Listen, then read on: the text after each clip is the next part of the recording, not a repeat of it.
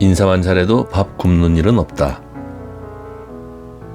철수가 어렸을 적에 아버지는 인사를 잘해야 한다는 말을 이런 표현으로 강조했다. 인사성이 밝아야 사람들로부터 사랑받고 존중을 받으며 좋은 관계가 만들어진다는 것이다. 잔소리로만 듣던 그 소리를 철수가 결혼을 하고 아이들을 키우면서 자주 하게 되었다. 하지만 이유는 조금 달랐다.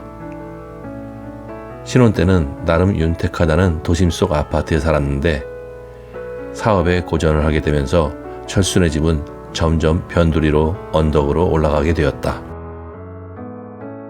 전세금이 싼 곳을 찾다 보니 그렇게 몇 번의 이사를 해야 했다. 가는 곳마다 주변 환경은 처음 살던 집에 비해 점점 더 열악해졌다. 어둡고 삭막한 분위기에 툭하면 거칠게 찢어지는 다툼 소리가 밤낮 없이 울려 퍼졌다. 그런 동네에 가족들을 두고 현관을 나서야 하는 아빠로서 할 일은 우선 아이들을 동네 곳곳에 인사를 시키는 일이었다. 중간중간에 있는 경비실이나 동네 슈퍼마켓, 세탁소, 미용실 등 언제든 만약의 상황이 생기면 도움을 청할 수 있도록 아이들 얼굴을 익히게 하려는 것이었다. 궁핍한 최선이었다. 아이들은 인사를 잘하는 어린이가 착한 어린이라고 배워서 알고는 있지만 철수는 동네의 치안이 불안해서 이곳저곳 동네 사람들에게 아이들을 눈에 익도록 했던 것이다. 그 영문을 모르는 철수의 딸과 아들은 시키는 대로 동네 사람 누구를 만나든 인사를 잘했다. 얼마 지나지 않아 경비원이든 가게 주인이든 아이들이 인사를 하면 응, 집에 가니? 어디로 놀러 가니? 같은 인사말을 건넬 정도가 되었다. 그렇게 철수네 식구가 비비고 살게 된 언덕이 조그마한 아파트에는 소문난 술주정뱅이 아저씨가 있었다. 60이 넘은 나이로 건설 현장에서 일용직으로 일하는 것 같아 보였는데 늘 그를 따르는 한두 명의 남자들과 함께 술에 절어서 다녔다. 일이 없는 날이면 낮부터 술에 취해서 돌아다녔고 그러다 동네 사람들과 툭하면 시비를 붙곤 했다. 사람들은 그를 보면 저만치 돌아서 피해 다녔다. 한마디로 동네에서 골칫거리인 사람이었다.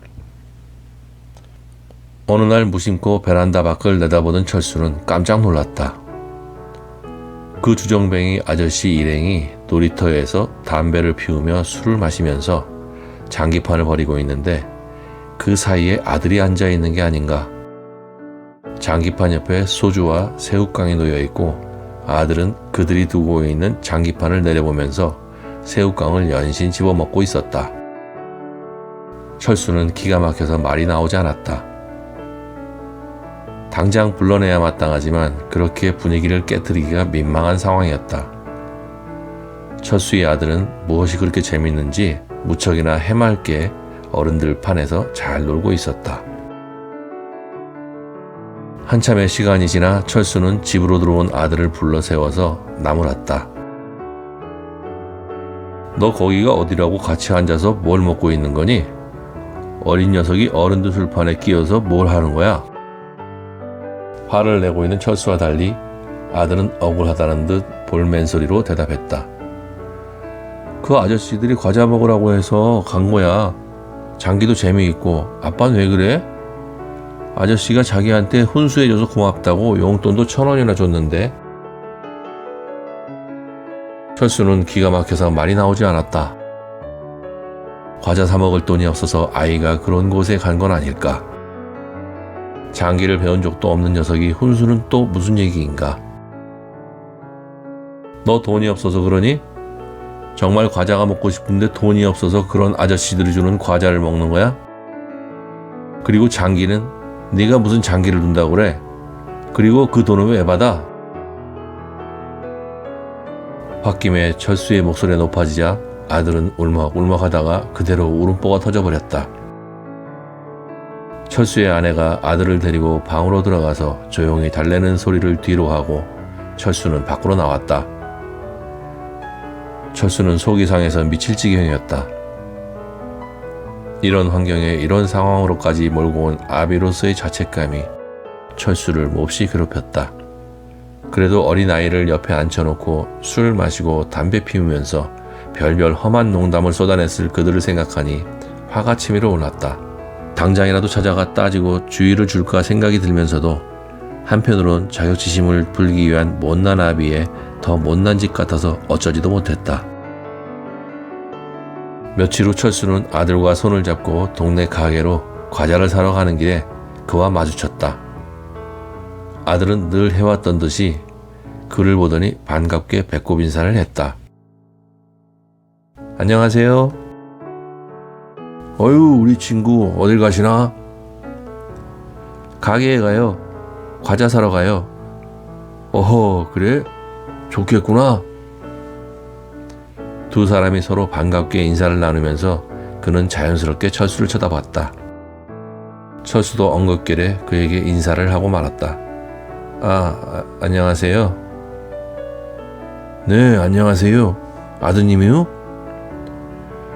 별로 말을 섞고 싶지 않아 살짝 웃기만 하는 철수에게 그가 말을 이었다. 아유, 아이가 얼마나 영특한지 몰라요. 인사성도 밝고 똘똘하고 우리 같은 뒷방 늙은이한테는 참 좋은 친구요. 얘가 아들 참 잘 키우시오. 철수는 그가 그렇게 밝은 얼굴로 웃으며 말하는 것을 한 번도 보지 못했다. 매번 봐도 일부러 그러는지는 몰라도 아니면 살아온 세월이 그랬는지는 몰라도 늘 미간을 잔뜩 찌푸리고 세상 불만은 혼자 다 떠안은 사람처럼 툴툴거리며 동네를 활보하던 모습밖에 없던 사람이다. 예. 철수는 딱히 어떻게 해야 할지 무슨 말로 받아줘야 할지 생각이 나지 않았다. 철수가 그러고 있자 그는 철수의 아들을 보며 물었다. 맞지? 우리 친구 맞지? 네, 친구 맞아요. 장기 친구. 아들이 깔깔깔 웃자 그도 껄껄껄 웃었다. 마치 소설 나의 라임 오렌지 나무에 나오는 제제와 뽀르뚜크 아저씨의 사이가 이랬을까 싶은 분위기였다. 그 일이 있은 후부터 철수와 동네 주종뱅이 아저씨는 우연히 마주칠 때면 서로 인사를 하는 사이가 되었다. 철수는 그가 생각보다 꽤 점잖고 정이 있는 사람이라는 걸 표정과 말투에서 점점 더 느낄 수 있었다. 그해 겨울이 왔다. 이른 아침에 철수의 고물 자동차가 시동이 걸리지 않았다. 배터리가 문제의 모양이었다. 마침 담배를 피우며 동네를 어슬렁거리던 그가 철수를 보았다. 어휴, 출근하셔요? 네, 그런데 시동이 걸리질 않네요. 방전됐나 봅니다. 그래요? 잠깐 있어봐요.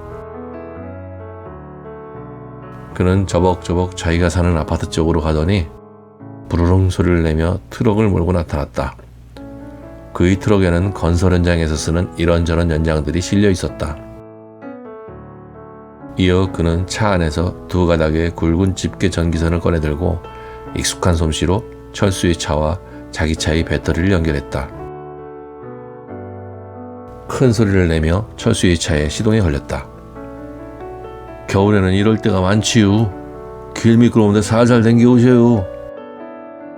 그는 투박한 얼굴에 누런 이를 활짝 드러내 보이며 어울리지 않게 살가운 인사말까지 했다. 고맙다고 머리 숙여 인사를 하고 철수는 차에 올랐다. 철수는 백미러로 그를 쳐다보았다. 그는 이미 돌아서서 트럭에 몸을 싣고 있었다. 슬리퍼를 신은 그의 맨발이 눈에 들어왔다. 조금 전까지는 보지 못한 그 사람의 발이었다.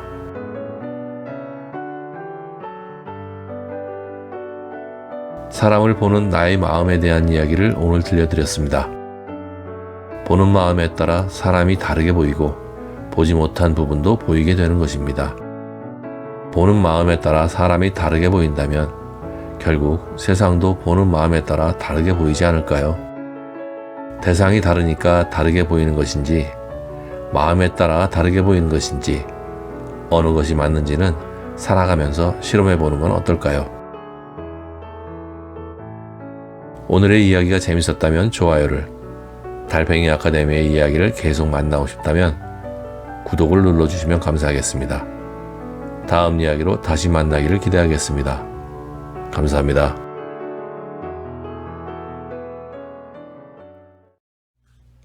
이 영상은 달팽이 아카데미의 교육, 강의, 상담 과정에서 나온 주제들을 우화 형식으로 보내드리고 있습니다.